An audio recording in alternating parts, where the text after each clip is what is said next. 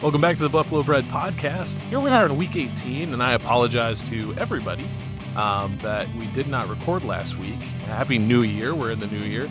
And 2024 was the year of general deathly ill sickness for the entire family under my roof. And this is that struck again. You know, I was counting it up, and my young son has had 4 double ear infections, RSV, COVID, the flu, and several colds just from August 5th to present. And so we were down low again on the injured reserve list for the last couple of weeks. So thank you all for your patience, and we're glad to be with you here this week to preview what can only be described as a preseason game for the Buffalo Bills, and then look forward into the wild card weekend and what that might spell for our beloved Bills. Dan, tell me you're healthy, because I need some good news. I mean, I'm not sick. I don't know if my doctor would say I'm healthy, but I'm definitely not sick. Man, shout out to Theo, little guy toughing it out. Oh man, Trooper. So he's in daycare, right? Yeah, dude. It's an incubator. I sent both of my kids to daycare, right? But by kindergarten, germs are going to bounce off the kid, right? Unfortunately, you and your wife, given your age, like me and my wife experienced, your immune systems won't benefit from that type of exposure. You're just going to get sicker as you get older because of the kid. But the kid is going to be impervious to germs pretty soon. Yeah. He's going to be a walking antibody. It's going to be great. I'll take all of it as long as he's good. He will be. He's definitely going to be good. I wouldn't sweat it. Yeah, man, we got some catching up to do, though. So I'm happy to report very briefly that one Brandon Bennett, friend of the pod, not friend of the Bills, loved his time with Bills Mafia. That's awesome. Dude, we hit Hammer's Lot. We hit a bunch of different tailgate spots. I've never seen anyone, and I've brought fans from opposing teams to those games before. I've never seen Bills Mafia embrace an opponent's fan in the way I saw them embrace Brandon. That's great. We were carrying around a bunch of blue lights, and we were shotgunning beers as a way to like ingratiate ourselves to whatever crowd we were with. So, I mean, we must have gone through like a 30 rack or something like that. It was absolutely incredible. He loved it. He also found some of his people. Not a lot of Pats fans out for this particular game, but he did find some of his people. And dude, it was a nail biter. It was a nail biting game. And it was a surprisingly good game for what was thought to have been a blowout, even by Brandon, the Pats fan, the resident Pats fan. 40-6. They weren't going to score a touchdown. I know. Man said. I know. And then when we were texting while you guys were in the stadium about the at the midpoint it being 14-0 and Patriots, and I was like, oh, this is icky. Hang on, you and Brandon have your own text chain? What? No, you're replacing me on ours. You're on the chain, man. You just weren't paying attention. Brandon. Oh, I probably wasn't just paying attention. Yeah. I mean, let's go back to the part where I said we shotgun 30 beers. So I probably wasn't paying attention. You may not have been in the state of mind to read at that point. Definitely not. That's fine. No worries. But I love that for him to be, and also, you know, yes, Bills Mafia is wonderful. We both know this. Brandon is also, I can say this, a relatively likable guy from anybody. He's outgoing and charismatic. So I think that helps for sure. Oh, absolutely. Yeah. He was in his element. Let me tell you, if Bills Mafia could have adopted Brandon as like a spirit animal that day, they would have. So yeah. He's a great time though. Token Patriots fan. It was a great time of the game. That's for sure. And to your point about the Patriots fans not being present at the game, a vast majority of Pats Nation, not Brandon, but others, just they hung up their Brady jerseys and then put on their Mahomes jerseys in like 2019. Are you calling Patriots fans fair weather fans? Oh yes, absolutely. Oh, the same as the magnificent, you know, proliferation of Chiefs fans on both coasts of this nation and all over the world. It's just how it goes. Like every generation has had a team that gets super hot and people come out of the woodwork. Oh yeah, I'm totally a Patriots fan. Or, oh yeah, I'm totally a Chiefs fan. Even now, I'm totally a Bills fan. There are Bills Mafia wagoners for sure. Oh, absolutely. But for those of you in Patriots Nation, I'm happy to report there is no one more Boston than Brandon, and he is for sure never straying from the path of the New England Patriots. And he saw a lot to like with Drake May, the guys the Bills are going to be facing this week. But before we talk about the future of one franchise, shall we talk about the past of another? Shout out to the New Jersey Jets, 0-2 against the Bills this year, and Aaron Rodgers just looking worse with every subsequent game. Yes. Listen, I don't want to spend a whole lot of time on this Jets game. I don't know that there's a lot to take away other than that is a franchise that needs to tear it down and rebuild it. And I don't think Rex Ryan is the guy. Do you? He's lobbying hard for that job, man. I don't think Rex Ryan is the guy. And it may be worthwhile for Woody Johnson's teenage son to rebuild it in Roblox or something and then see how that looks. God, that's awesome. Because of the news that came out that they snubbed a Cortland Sutton trade because Woody Johnson's son said his Madden rating wasn't very high, which is it was the Jeudy trade. It was the Jerry Jeudy trade. Oh, it was Jerry Jeudy. I thought it was Cortland Sutton. I got the wrong Denver. Wrong Denver receiver. But it's just like everything I hear about that franchise just makes me feel worse and worse for all of the Jets fans out there, the long-suffering Jets fans, and longer every day. There was a lot of quitting. There was a lot of quitting that team. Yeah. I was watching that game, and like the first couple of drives kind of went as we had predicted on our social medias, which is, listen, Rodgers is going to dink and dunk. He's going to find soft spots in the zone. Despite his like decrepit age and ability, he's still good enough to do that against an average NFL defense, which is what the Bills are, purely average in defense at this point. But the Bills, Havoc D, did what it always does, got turnovers. And after those first two drives ended the way they did for the Jets, you could tell that team was ready to leave. Sauce Gardner said as much. He's like, listen, we're not going to the playoffs, and there's definitely guys not giving it their all. I'm like, all right. Yeah. Honesty. Okay, Sauce. Honesty out of Sauce. All right. All right, Condiment. Well, so the thing that I'll say is like watching that game, and I noticed watching the Jets game, there are two reasons that teams get chippy. And like one is like sincere hatred. I do think that there's some animosity between the Jets and the Bills just because they're conference opponents. They see each other. You have Deion Dawkins squawking and talking crap, which we all love. And so there is a little bit of that. But the two base reasons that teams will get chippy, one is that they're highly competitive and dislike each other. The second is that one team is so outmatched that it hates itself. And I think that's what we saw. The Jets players squawking after plays and getting in people's faces was their frustration at how abysmally their season went. A season of destiny where national pundits were saying that they were going to take the East from the Bills and go to the playoffs and break their playoff drought. And here they sit at 3-13. Are they 3-13? 4-12. They're 4-12. They're 4-12. I think they're 4-12. Yeah. So yeah, to have 3 times as many losses as wins on a season where they were supposed to be contending for a Super Bowl, is. They were fighting because they were mad at themselves just as much as they were mad at the Bills. Yeah, I mean, what is attractive about this job? Like, I really do wonder. It feels like Garrett Wilson is going to be the next wide receiver to ask for a trade this offseason. He just seems really discontent with that franchise and how things are going. You've got Quinnen Williams. You've got Will McDonald, who has shown out this year as a really good edge. You've got Jermaine Johnson, depending on how healthy he comes back. DJ Reed is already like, yep, I'm testing free agency. I mean, you don't have a quarterback, right? You may not have a wide receiver one, depending on what the team does with Wilson and Adams. What's attractive about this job other than it is 1 of 32, right? Like you could have said that about the Panthers job last year, but I would argue the Panthers, at least at the time, they had a young QB, a pretty young defensive core, some stuff to build around, right? And then adequate draft capital and cap space. I mean, what do the Jets really have? Christian Gonzalez, I don't know.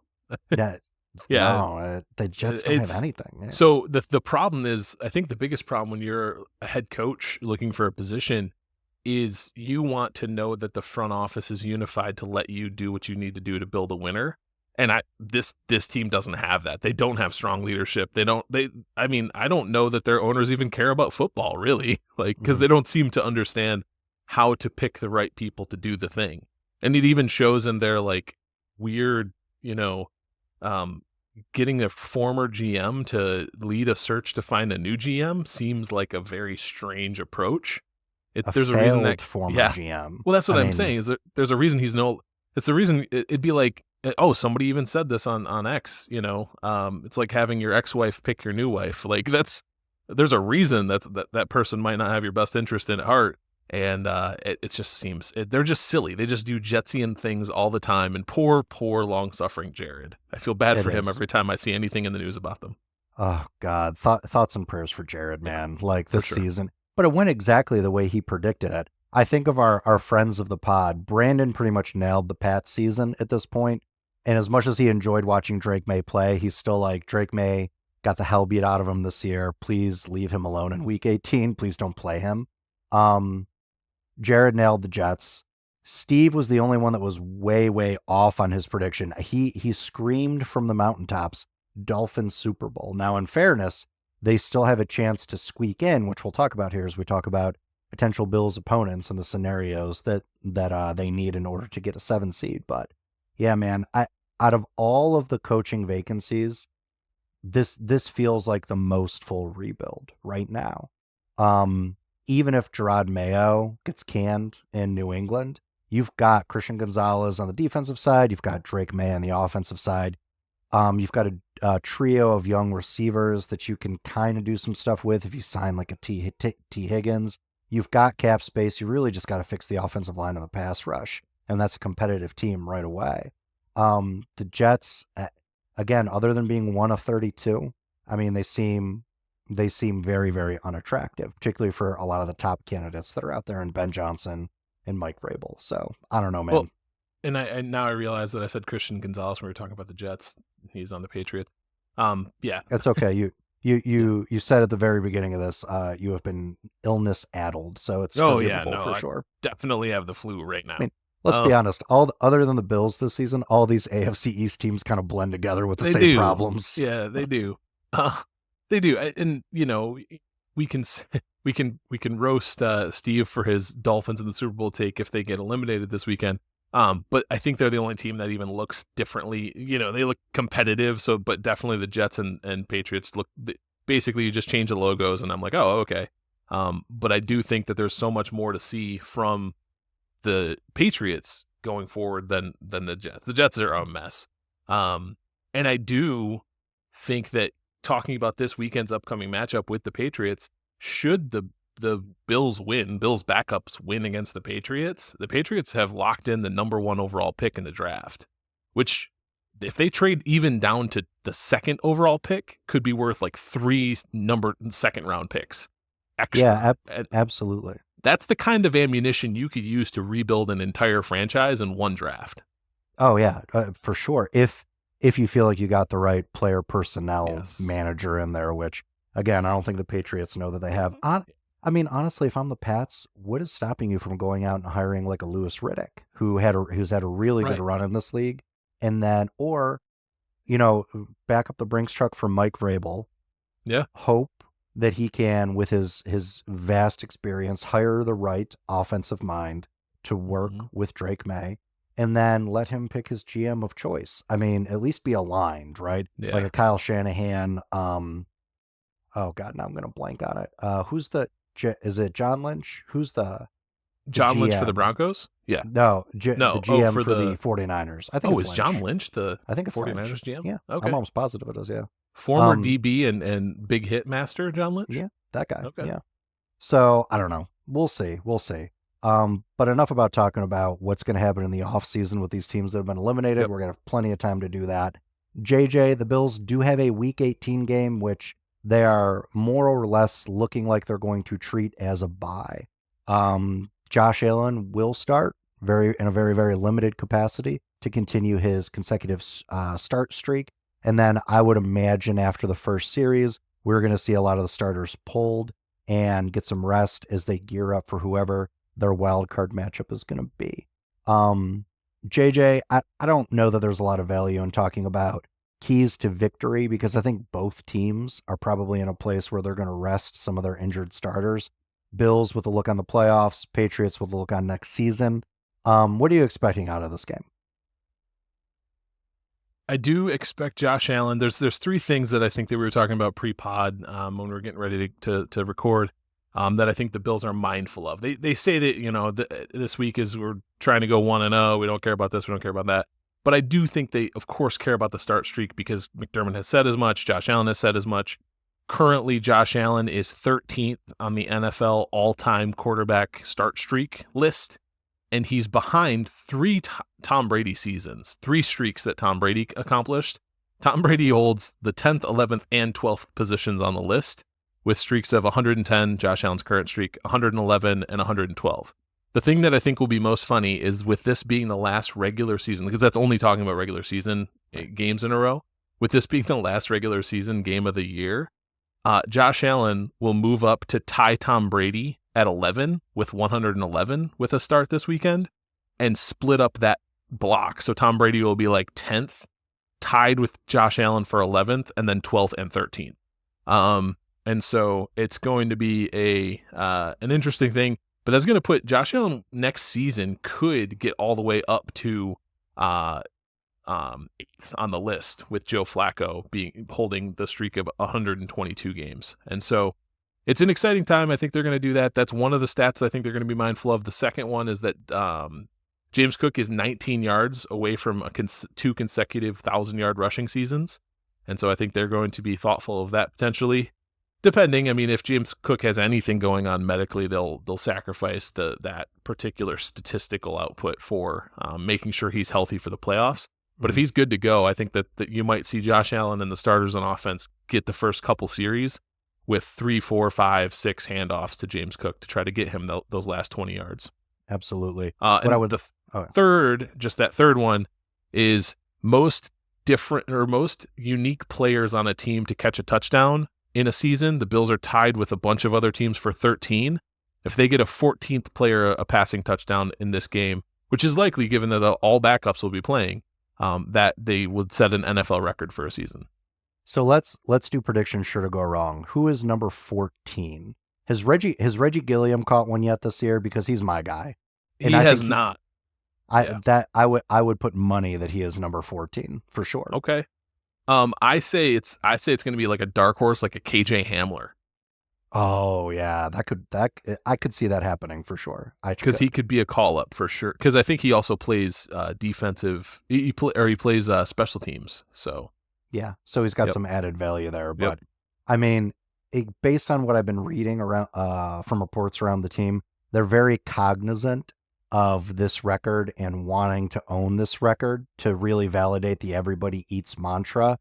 To me, Reggie Gilliam is the perfect guy that you want breaking that record. Some sort of little leak out of the backfield in the red zone, right? Gilliam time. I just let the dude do it. Let the dude do it and let him live on in the history books for the NFL and the Buffalo Bills forever. Well, one thing I love about the whole 13 different players that have a touchdown reception right now is that, well, 2 things I love. One is that Mac Hollins is number 1 on the list with 5 total TDs. And 2 is that Josh Allen is one of the players that has a receiving TD. Which is incredible. From the San Francisco game. Yeah, like that's a really fun thing.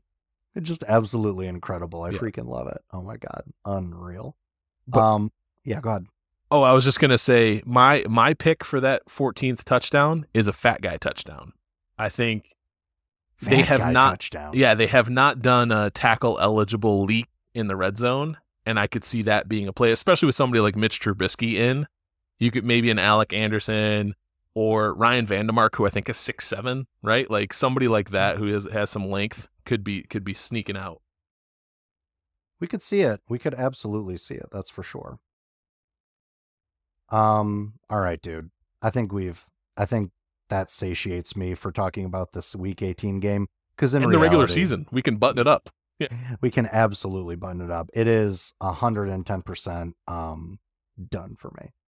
Wait, is Gilliam on the roster? Yes. Yeah. I'm just looking at their active roster right now. I don't see him listed. He's listed. Fullback is broken out from running backs, so it's probably a different line.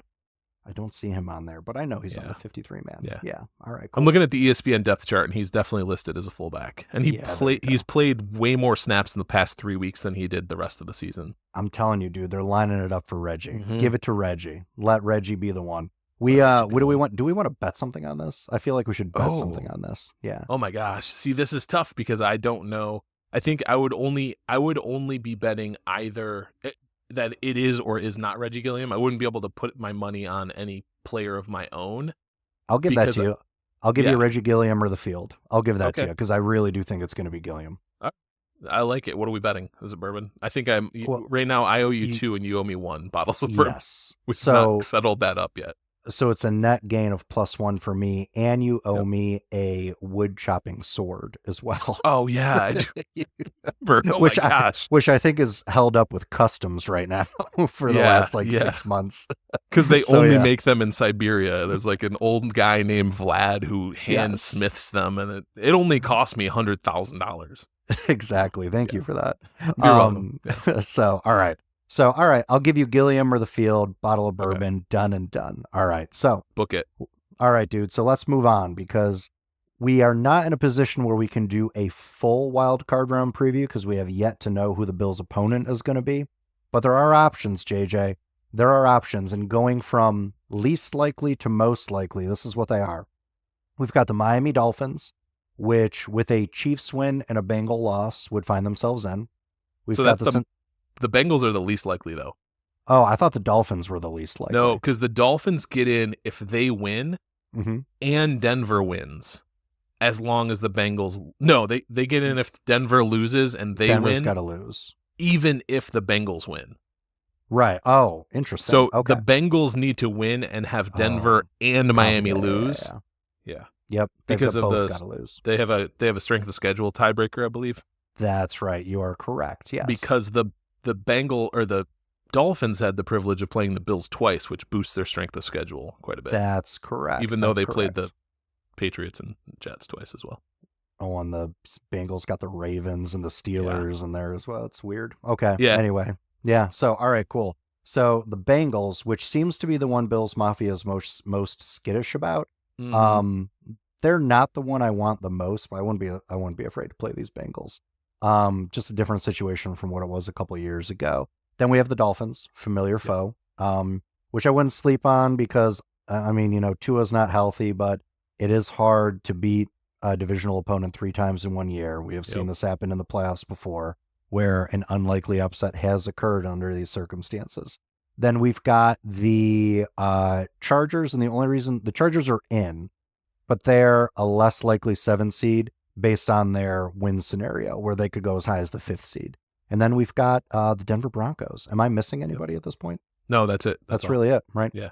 So, JJ, out of that fearsome foursome, what's the team you would want to see the Bills face the most? And what is the team you'd want to see the Bills face the least? So, I would want to see probably, this is tough. I would want to see the Broncos the most, rookie QB. I would want to see the Dolphins the least, but it's a very close tie with the Bengals. Because interesting. And here's the reason. Lay it on me. So the Bengals have a terrible defense. They can't stop anybody, but they've been playing quite a bit better just the past few weeks. And I'll take the recency trends over the rest of the season because seasons are long. A lot of things can change. I think that the Bengals offense is playing better than any of those 4 teams. And their defense is just doing enough to give them wins because they're on a streak right now. And Joe Burrow is playing out of his freaking mind. And I'm most afraid in the playoffs of elite passing attacks, of which the Bengals have the most elite in the league right now. Okay. I can go with this. Plus, for those who might be most afraid of a third matchup with the Dolphins, who the Bills played tight in their most recent meeting, it would be in Buffalo, cold weather game. Tua is not against good. A winning team. Yeah. Tua's not good against a winning team in a very cold weather game. Right. Yeah, absolutely. All right. Interesting. Okay. So it's interesting because the team you most want to play is the team I least want to play. Is it because Denver has an elite defense? So their pass rush is elite. I think they do have some, despite having Pat Surtain, I do think they got some holes in the secondary. But that pass rush is pretty elite. Their time to pressure, their get off, and their sack percentage with organic four down organic pressure is like somewhere between top 5 and top 8 in the league in most of those categories. Their success rate on defense is also higher than you would expect. But dude, it's the offensive matchup to me that really scares me. This is not an efficient run team in Denver. But when it comes to the pass game, here's a couple of things I think we need to note about this squad. Their wide receivers are all big, fast, and tall. And our DBs, for the most part, while they can play physical, they're a little bit undersized, and there's not a ton of team speed in our secondary outside of, I would say, Cole Bishop, who has really flashed the past couple of weeks. This is also the Denver Broncos are the number 3 team in the league when it comes to getting wide receiver separation. Their wide receivers know how to separate and run crisp routes, which is another problem for us, right? And then finally, that offensive line pass protects, man. Their percent of pressure allowed for Bo Nix is number 4 in the league. So they've got wide receivers that present individual matchup problems for us. They have a QB who's going to have time to pick apart the zone when we lean on zone. He's got big targets to throw to. And listen, outside of Greg Rousseau, our pass rush has been a problem all year. I don't care if it's a rookie or not. You give anybody 3.5 seconds with those wide receivers, they're going to find targets. I think the Bills win that game, but I think it's like a 27-24, and we're all like, Jesus, the season is over next week with whoever we play in the divisional round type of game. So I don't want to play Denver for those reasons. Counselor, I'd like to counter argument with the Ed Oliver defense. He proved this is a shaky defense, Counselor, but I'll allow it. I'll allow Thank you. He proved in the Lions game that he can make a fool of an elite interior offensive lineman when properly motivated, and I feel like this might be a game for that. Ragnow, I think, is as good or better a center than Denver has, and Ed Oliver was eating his lunch all day long. Plus, the Denver Broncos have had great protection. They are good against organic four-man pressure, which is a problem for the Bills. But I think also the Bills playing 7 in coverage better. They play 7 in coverage better than a lot of defenses. Even though they're middle of the pack statistically, I think when they have their preferred outside corners and all the starters that they expect to play at safety and linebacker, this team can hold up against a rookie quarterback, particularly because he's probably not seen a defense as multiple as Buffalo Bills can put on the field. And I like the Babich and McDermott kind of approach to rookie quarterbacks. They blitzed the hell out of Drake May, and he handled it incredibly well. So I could see them learning. Maybe, you win or you learn, and they thankfully won the game, but also probably learned that potentially blitzing the hell out of Bo Nix might not be the answer, and that instead cycling and confusing coverage might be a better solution with more things muddying the passing windows. I do think the disguised coverage looks that the Bills do, and they're one of the best teams in the league regardless of who's in there. I do think it'll matter, and I do think it'll have an impact, but at the end of the day, you got to win matchups, right? And those are some big, fast, strong targets that he has to throw to. They're in space. I was watching some Broncos film, and like the wide receiver trio they were rolling out there, led by one Courtland Sutton. I'm like, they just look bigger than everybody else. What's going on? So I pulled their stat. There's not a single person who's under 6'3" in their top 4 wide receivers. It's a huge wide receiver core. And they're not just possession guys. They got some speed guys there too. So I hear all of that. On the Ed Oliver point, I think if Dan Campbell had to do it again, he would not put Ragnow on Oliver one-on-one as much as he did. So, I mean, listen, Ed's been double teamed at a career high rate this year, which is why he's disappeared a lot. And because he is a lighter defensive tackle, he really does have a hard time, if he doesn't have a really good get off, busting through a double team.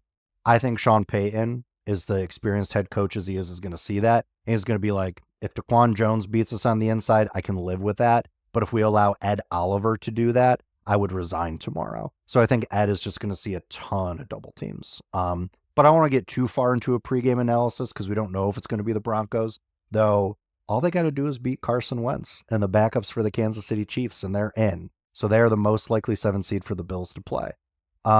Let's talk a little bit about the Bengals.